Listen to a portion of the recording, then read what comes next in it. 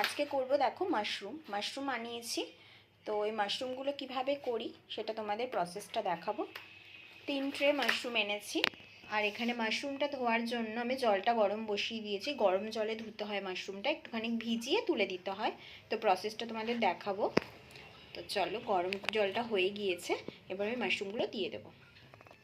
দেখো গরম জলে মাশরুম দিয়ে দিয়েছি। এবার আমি একটুখানি গরম জলে রাখবো, রেখে আমি মাশরুমগুলো তুলে নেব।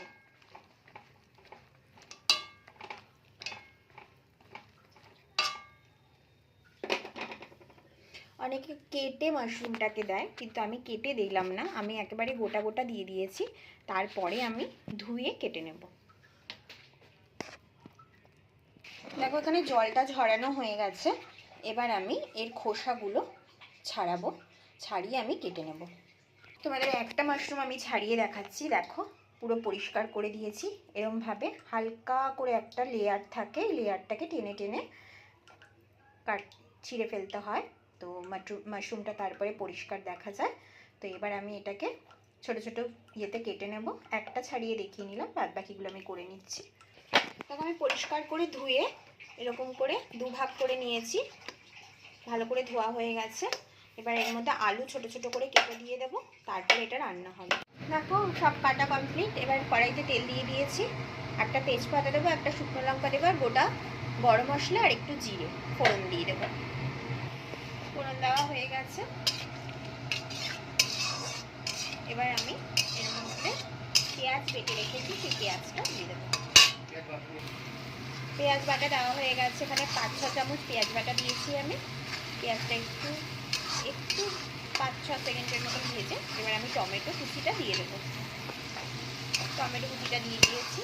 টমেটোটা এবার গলার মতন আমি গলে যাওয়ার মতন একটুখানি নেড়ে নেব। কাঁচা লঙ্কা কুচি অ্যাড করে দেবো সঙ্গে। দেখো কুচানো লঙ্কাটা দিয়ে দিয়েছি। এবার একটুখানি কষিয়ে নেব। একটা পেস্ট মানে মশলা, গুঁড়ো মশলাগুলোকে একসাথে জলের মধ্যে একটু ভিজিয়ে রেখেছি। এখানে জিরের গুঁড়ো দিয়েছি, ধনের গুঁড়ো দিয়েছি, সামান্য কাশ্মীরি লঙ্কার গুঁড়ো দিয়েছি, আর হলুদ গুঁড়ো দিয়েছি। একটু জলে ভিজিয়ে রাখি যাতে মশলাটা ফুলে যায়। আমি এখানে গুঁড়ো লঙ্কা ব্যবহার করিনি এখনো অবধি। আমি এখন এর মধ্যে আদা রসুনের পেস্ট দিয়ে দেবো। আদা রসুনের পেস্ট আমার দেওয়া হয়ে গেছে। এবার একটু ভালো করে আদা রসুনের গন্ধটা, কাঁচা গন্ধটা যাতে চলে যায় ততক্ষণ আমি একটু ভালো করে কষিয়ে নেব। এবার আমি গুঁড়ো মশলাটা এখানে যে ভিজিয়ে রেখেছিলাম, গুঁড়ো মশলাটা আমি দিয়ে দেবো। এবার ভালো করে কষিয়ে নেব।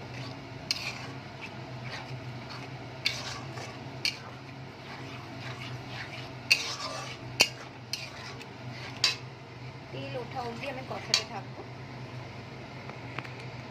দেখো এখানে আমি আলু কেটে রেখেছিলাম, এই আলুগুলো আমি কষানোর সঙ্গে দিয়ে দিয়েছি। এবার আমি ভালো করে আলুর সাথে কষিয়ে নেব। একদম কষে গেলে তেল যখন ছেড়ে আসবে তখন আমি মাশরুমটা দেবো। মাশরুম দিয়ে আবার কষিয়ে নেব। দেখো আমার মশলাটা ভালো করে কষা হয়ে গেছে। এবার আমি মাশরুমটা দিয়ে দেবো। মাশরুমের সাথে ভালো করে কষিয়ে নিচ্ছি। আমি একটু গরম মশলা অ্যাড করে দেবো। আমি নুনটা তার আগেই দিয়ে দিয়েছিলাম, একটু গরম মশলা অ্যাড করে দেবো এখন। দেখো মাশরুমে আমি জল দিচ্ছি না, নিজের একটা নিজস্ব জল আছে মাশরুমের, জলটা দিয়ে হালকা করে সেদ্ধ হবে। আমি এটা ঢেকে ঢেকে একদম গ্যাসটাকে সিমে রেখে রান্নাটা করবো। দেখো ঢাকাটা আমি উঠিয়েছি, নিজস্ব জল, এত আমি জলই দিই না, জলেই রান্নাটা হচ্ছে পুরো। এবার আমি একটুখানি টেস্ট করে নেব।